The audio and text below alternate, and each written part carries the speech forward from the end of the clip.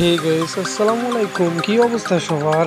আজকে আমরা শ্রীলঙ্কা বনাম Bangladesh first test, second innings and third innings দেখতে চলেছি।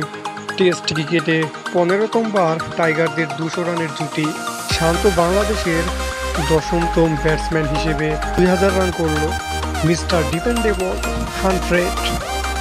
শান্ত মুশফিকের সেঞ্চুরিতে 3 উইকেটে 292 রানে প্রথম দিন শেষ করল টাইগাররা। শান্ত মুশফিকের অপরাজিত জুটি ছুঁয়েছে 247 রান পর্যন্ত। অবশেষে শান্তকে থামতে হলো 148 রানে।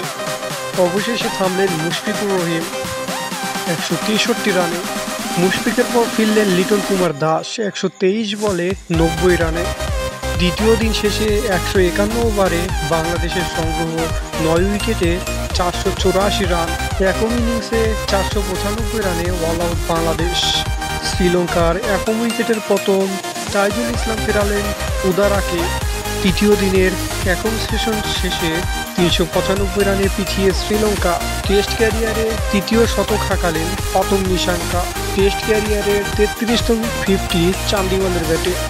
29 ইনিংসে টেস্ট ক্যারিয়ারে 1000 রানের মাইলফলকে পৌঁছেছেন পতন নিশাঙ্কা।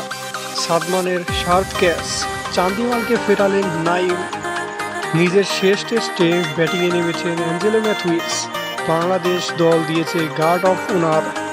তৃতীয় দিনের দ্বিতীয় সেশন শেষে 262 রানে পিছিয়ে শ্রীলঙ্কা।